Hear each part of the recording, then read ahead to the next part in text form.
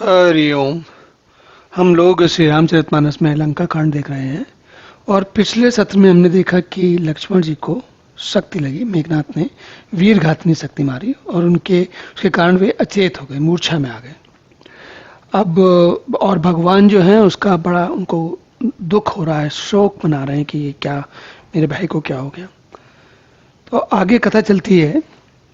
जामवंत कह वेद सुसेना, लंका रहे को पठई लेना। धर लघु रूप गए हनुमंता, आने भवन समेत तुरंता। जामवान जी ने बताया कि लंका में एक सुषेण करके व्यक्ति रहते हैं, वो बड़े प्रवीण हैं, इस प्रकार की समस्याओं को तुरंत निपटा सकते हैं, तो उसे ले आने के लिए किसको भेजा जाए। हनुमान जी तुरंत तत्पर, भगवान के कार्य में हमेशा तत्पर रहते हैं। इसके पहले कि कोई कुछ कहे, वो हनुमान जी छोटा रूप धर के गए और सुषेण को उनके घर के समेत, पहले छोटा रूप से रख के गए, फिर वहां से लेके जब चले तो घर समेत ले आए। राम पदार बिंद सिर नायु, आय सुसेन कहा नाम गिर औषधि, जाहु पवन सुतलेन। सुषेण ने आकर श्री रामचंद्र जी के चरणाविंदों में सिर नवाया।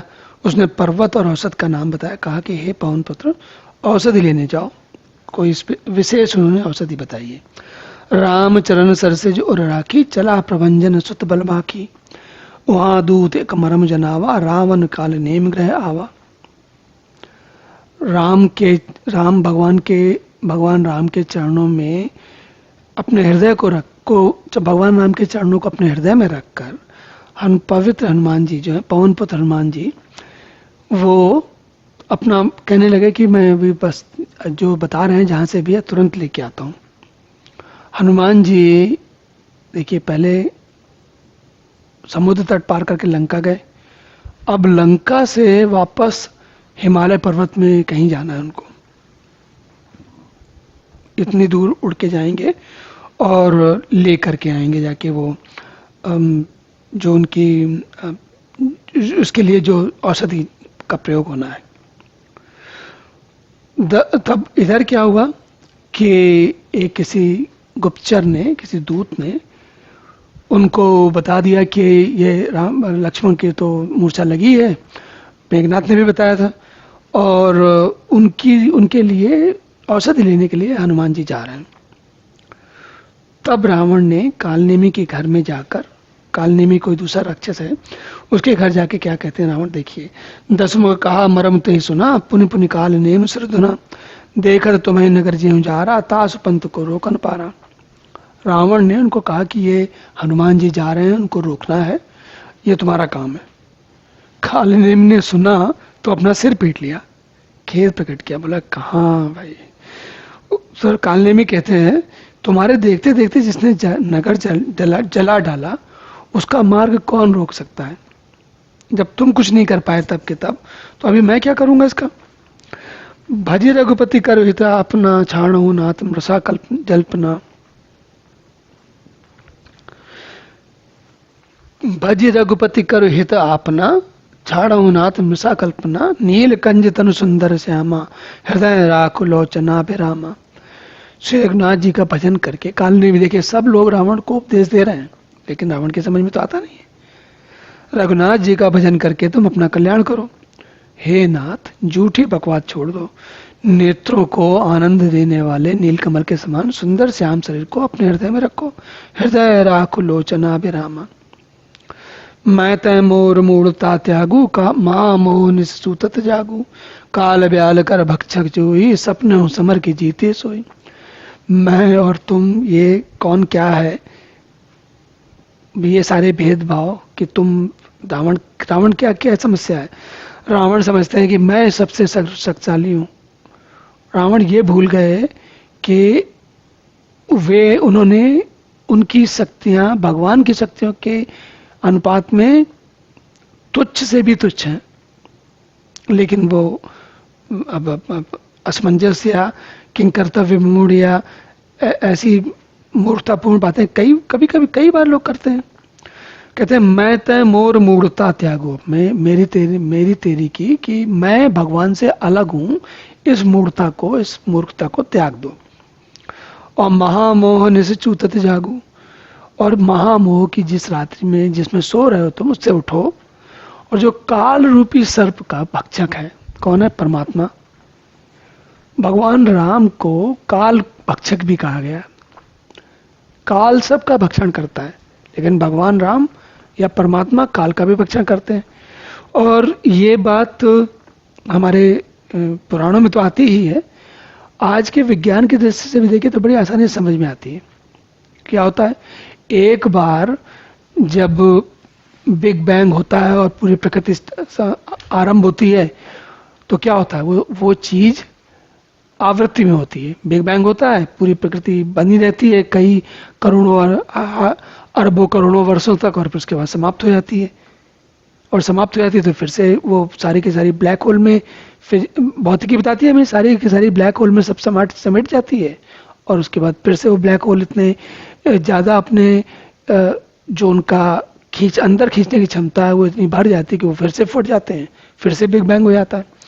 तो या हम अपने पुराणों की बात करें तो एक कल्प होता है, प्रलय होती है, फिर से कल्प होता है, फिर प्रलय होती है। और जब कल्प होता है तो काल यानी कि समय तभी से कहना जाता है जब सब कुछ सोया हुआ है, नींद में है, ब्लैक होल के अंदर है, या सुषुप्तावस्था में है, या प्रलय के बाद हिरण्यागर्भ अवस्था में है, तो उस समय तो कहीं कुछ कोई काल है ही नहीं। काल कब होता है? जब प्रसार होता है, जीवन होता है, जीवन के लिए काल होता है। तो कहते हैं काल ब्याल कर भक्षक जो काल के भी भक्षक हैं, उनसे कौन, सपने में भी कौन जीत पाएगा। सुन दस कंठ रसान अति तेमन कीन विचार, रामदूत कर मरहु बरु यह खल रत मलभार। उनकी बातें सुन के रावण को तो बहुत क्रोध हुआ। रावण को बार बार क्या होता है, जब जब लोग समझाते हैं तब, विभीषण ने समझाया तो क्रोध हुआ, प्रहस्त ने समझाया तब क्रोध हुआ, फिर माल्यवंत ने समझाया तब फिर से क्रोध हुआ, और अब अभी कालनेमि ने समझाया तब से क्रोध हुआ। तो जब क्रोधित हुए तो फिर कालनेमि ने सोचा अब मरना तो ही है, इनके यहाँ से मरने की अपेक्षा रामचंद्र जी के दूत के वहां तो ही मरूं तो ज्यादा अच्छा है। यह दुष्ट तो पाप समूह में रहता है।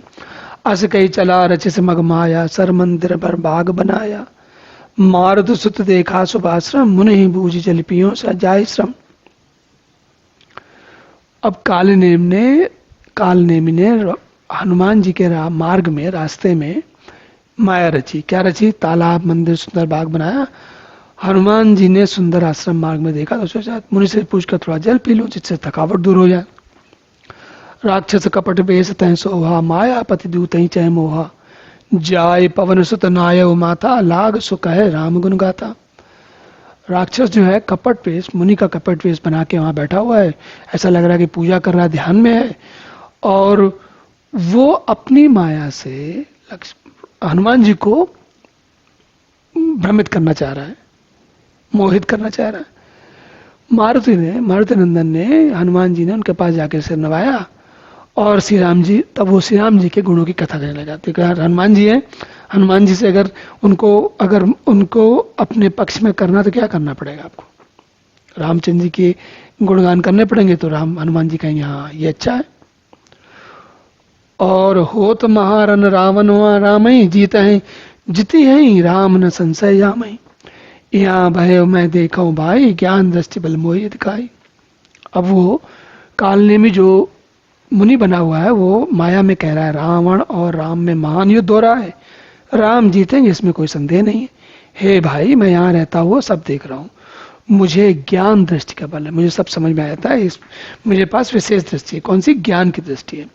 मागा जलते ही दीन कमंडल, कह कपिनाई नहीं अगाऊ थोरे जल, सरमज्जन करे आतुर आव, दीक्षा दे ज्ञान जही पाओ। हनुमान जी ने उसे जल मांगा तो उसने कमंडल दे दिया। हनुमान जी ने कहा थोड़े जल से मैं तृप्त नहीं होने का, मुझे तो काफी पानी चाहिए। तब बोला तालाब में स्नान करके तुरंत लौट के आओ तो तुम्हें दीक्षा दे दूं जिससे ज्ञान प्राप्त हो। मतलब उन्होंने अपनी बात में उनको उलझा लिया। सर पैठत कपिपद कहा, मकरी तब अकुलान, मारी सोदरी दिव्य तनु, चली गगन चढ़ जान। तालाब में प्रवेश करते ही एक मगरी ने अकुला कर उसी समय हनुमान जी का पैर पकड़ लिया। हनुमान जी ने तुरंत उसे एक क्षण में मार डाला, मार दिया। तब जब वो मारने के बाद जब वो मकरी कोई देवता या कोई गंधर्व थी जिसको कि कोई श्राप मिला हुआ था, तो मरने के समय विमान पे चढ़ के आकाश को चली वो मृत्यु के बाद। कपितव दरस भयऊ निष्पापा, मिटा तात मुनि भर कर शापा, मुनि न हो यह निश्चर घोरा, मानहु सत्य वचन कपि मोरा। तो वो जो मकरी जो वहां पर जो गंधर्वी या जो वे जिसको श्रापित स्थिति थी, वो कहती है कि हे वानर, मैं तुम्हारे दर्शन से मैं शाप मुक्त हो गई और उसके लिए बहुत बहुत धन्यवाद।